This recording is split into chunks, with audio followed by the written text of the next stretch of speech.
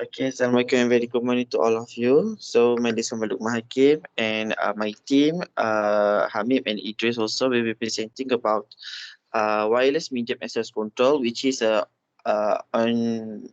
specifications of packet-based contention-based.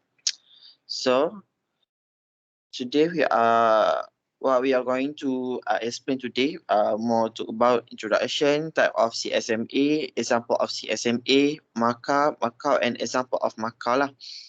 So next, Hamid will be present on this part. Okay, Assalamualaikum. Bismillahirrahmanirrahim.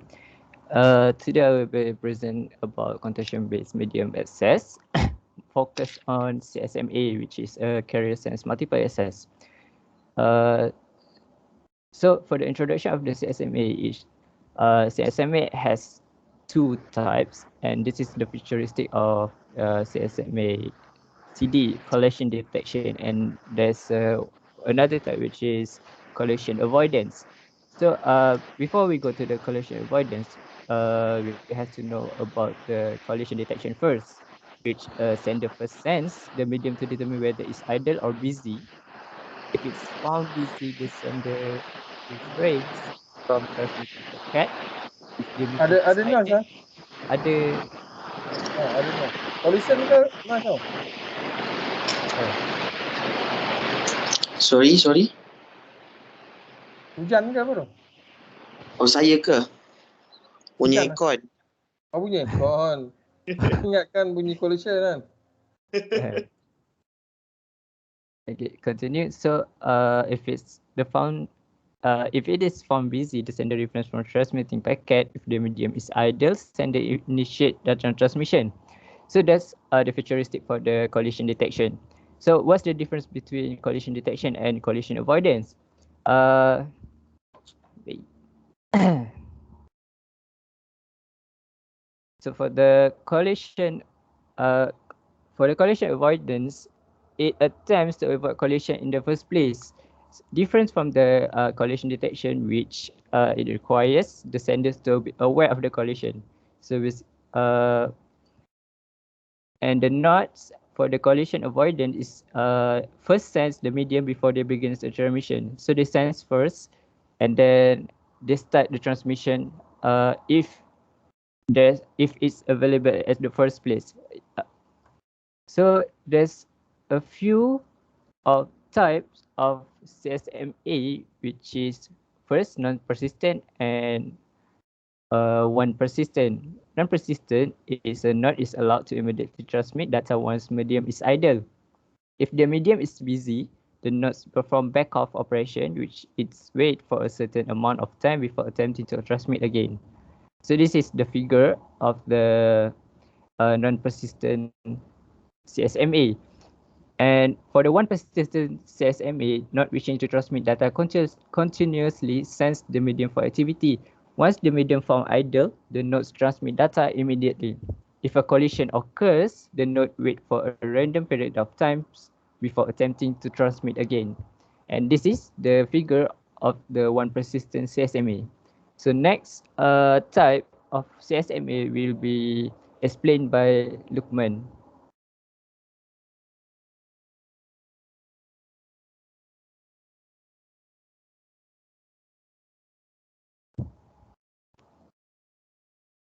Look.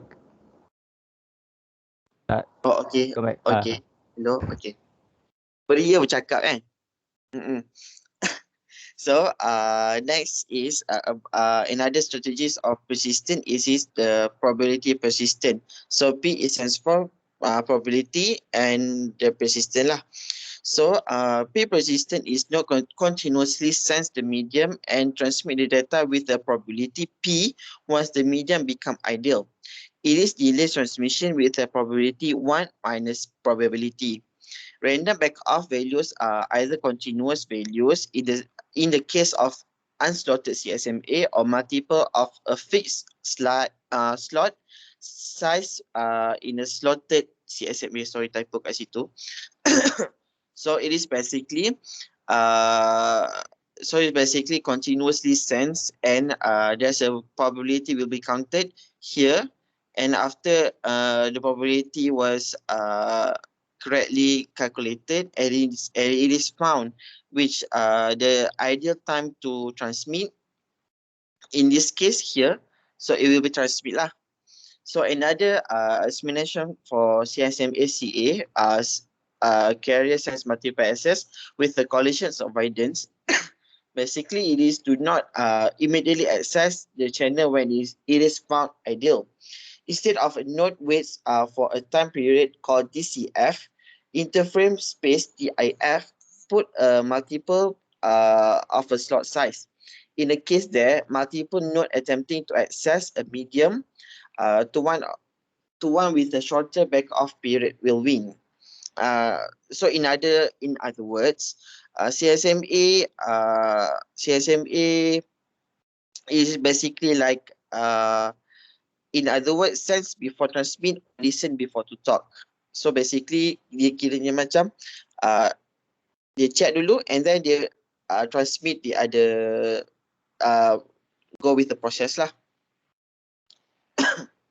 So for this carrier sense multiple access, so this is an example of CSMA.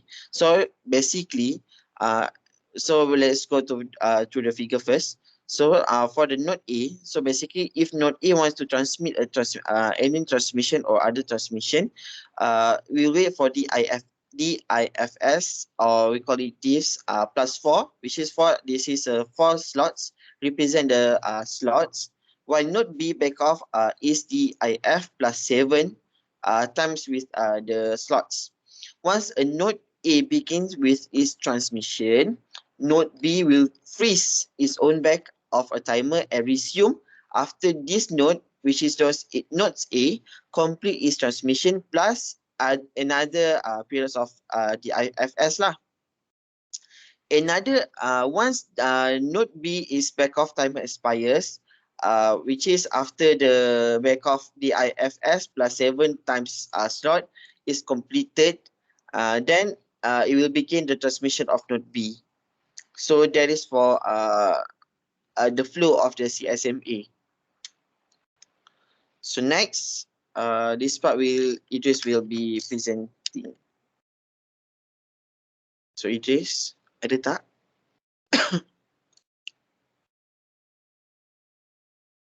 Amin, cik tanya Idris kat mana? Sekejap. Hilang pula dia.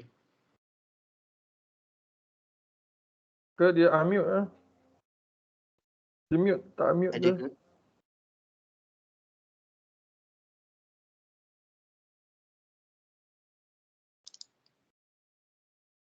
Internet dia slow.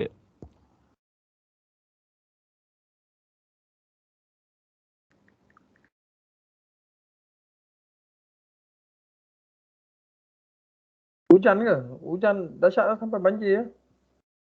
Ya betul. Hujan lebat.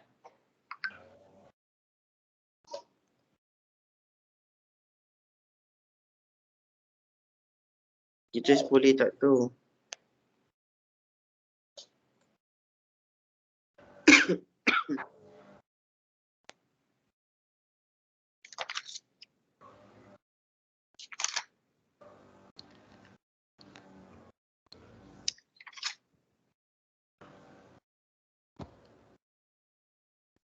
So nak tambah sikit about CSMA. So basically CSMA, the advantage of CSMA is can reduce the possibility of collision, but this cannot eliminate lah. So the possibility of collision it is still exists because the station sense of the medium and is find the ideal when the propagation by another station has not yet reached at this station at which station wherever the user want to transmit the data lah.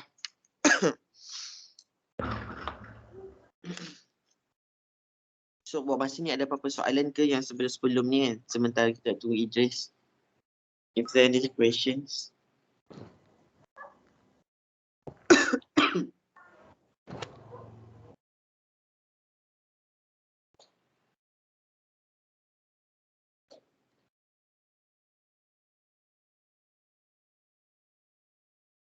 No questions.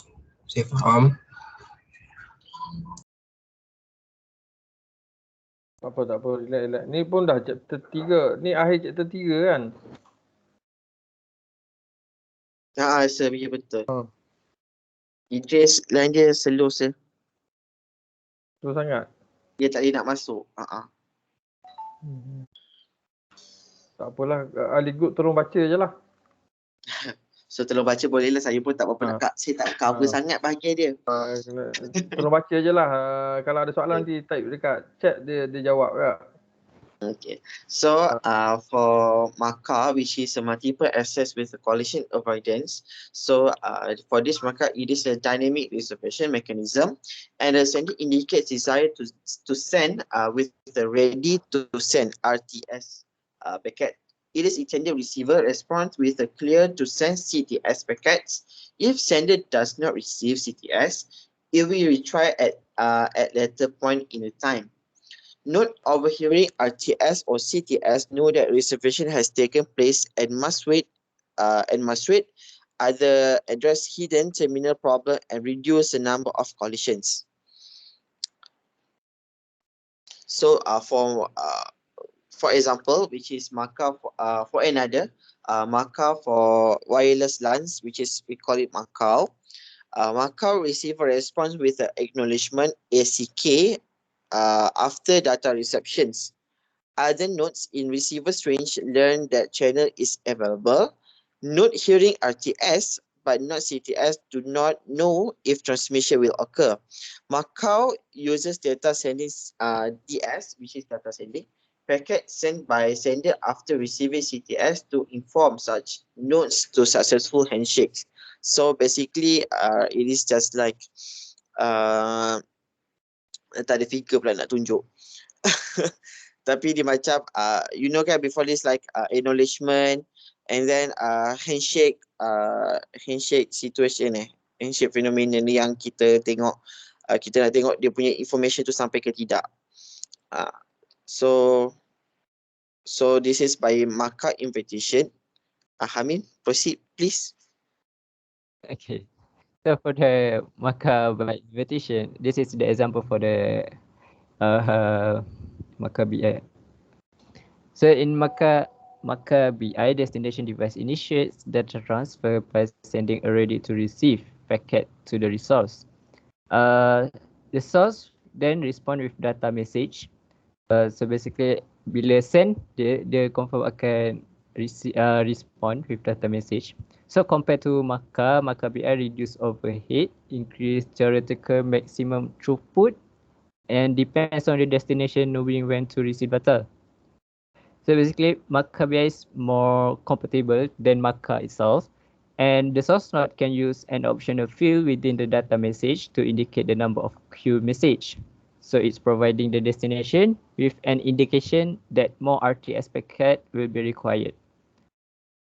So that's all for marker and marker W, which is for wireless. So is there any question you all can ask? So is there any questions?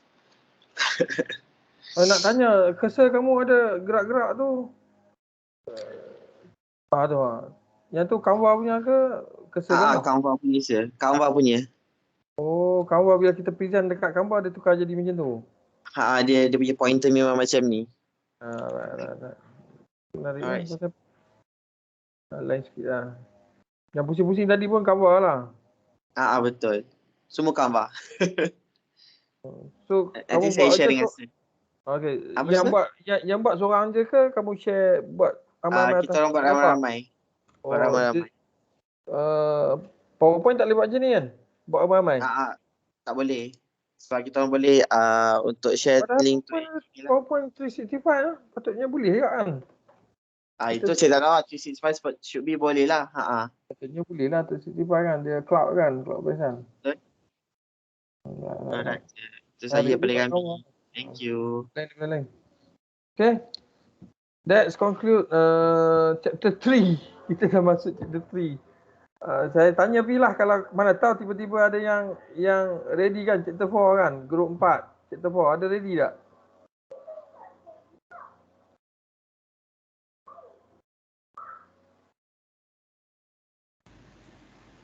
Tak ada, tak apalah, kita pergi tu other weeks lah. Tak ada lah, chapter 4. Group 4, group 5. Mana tahu group 5. Saya grup saya 5.1 tapi tak ready lagi lah sir. Tu 5 ni group ni chapter 4. Bluetooth group 6. Belum. Tak ada lah. Alright, so tak ada, tak apa. Group 7, group 8 tak ada kan? Tu lagi tak fikir kan? UWB dengan wireless sensor tak ada. Alright. So kita dah stop tutorial ini. Habis awal walaupun habis awal tapi kita dah sampai chapter 3 kan? Okay, tahniah pada kamu semua. Alright, so boleh clock out. So ada soalan tak setakat ni? Tak ada sir. Right. Okay, so kita tangguh kelas dengan tasbih kifarah dan suratul wal subhanakallahumma wa bihamdika asyhadu an la ilaha illa anta astaghfiruka wa atubu ilaik. Bismillahirrahmanirrahim. Wal 'asri innal insana fi khusr illa alladziina aamanu wa 'amilus solihati wa tawassaw bil haqqi wa tawassaw bis sabr. Sadaqallahul 'azim. Assalamualaikum. Waalaikumsalam, sir. Thank you. Waalaikumsalam. Thank you, sir. Sama.